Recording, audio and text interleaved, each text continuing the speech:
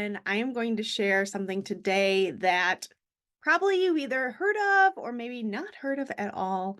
But I'm going to share a little bit about what an exposure goal is versus what a mastery goal is. So, oftentimes we struggle as teachers to figure out exactly what our students need and how they're going to reach grade level standards. Like, I feel like that is always the hardest thing to do. Just figuring out how are they going to really meet these standards when maybe they're working on lower grade level content or their academic abilities just don't align with their grade level abilities.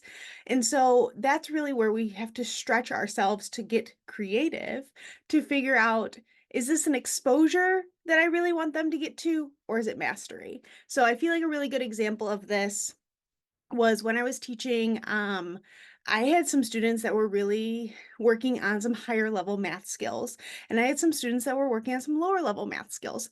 Nothing wrong with that. I had some maybe kindergarten, first grade skills, and then some third and fourth grade skills at the time. And so, I decided, we had done a unit on time, telling time to the hour, telling time to the half hour. We did the whole thing. And I decided that we were going to do elapsed time. So if you know, that's like taking the time that you're at right now and then how much longer over the hour, all those things. And so I had really was like, you know what? I don't know if they're going to get it. Especially my group that's maybe at the K1 skills, they were really just going to be stretching, right? That we're barely being able to tell time to the hour. And I was like, you know what? I'm going to do it. I'm going to do it. I'm going to support them through it. I'll give them any sort of accommodations that they need so that they can do it. And so what I did was my goal for the whole group was exposure to elapsed time.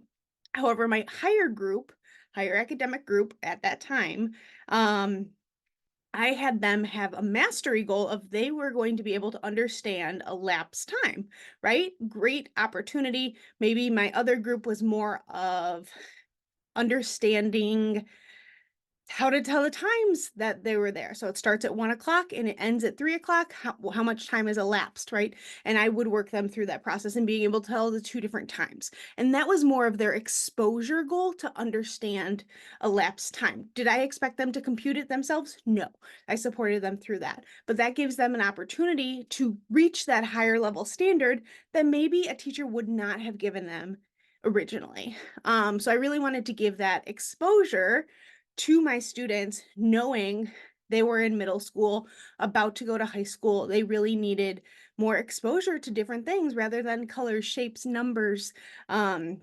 I really want to challenge my students in the best way possible. And by kind of leveling the playing field a little bit more of saying like, hey, we're all going to work on this skill. It might be hard for some of you, but we're going to work through it together. And some of them have mastery and others will have exposure.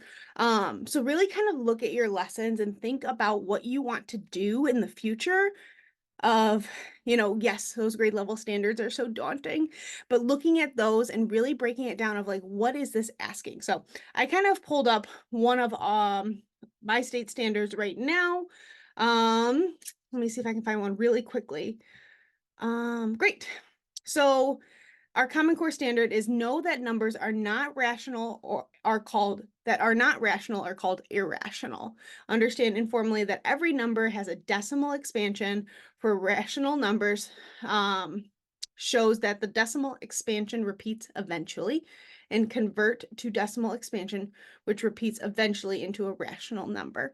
So that's a lot. And for a high schooler, that might be tough. But then it breaks it down. I have modified standards for Illinois. So subtract fractions with like denominators. That's fine. There's a lot with decimals here. That I'm hearing. So I could relate that to money in decimals. And so that will be more of the exposure to this standard. Do I expect mastery for this standard? Not necessarily. Depends on my students, depends on the class I have.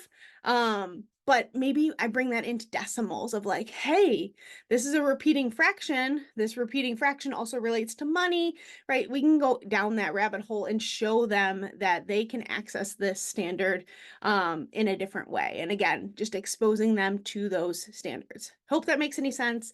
If you have any questions, you're welcome to comment below and I will try to explain it a little bit better. But I feel like really just try to take the moment to break down what is the most basic skill that you want your students to gain from this, and that's your exposure. Mastery is actually mastering that standard or concept or that topic. So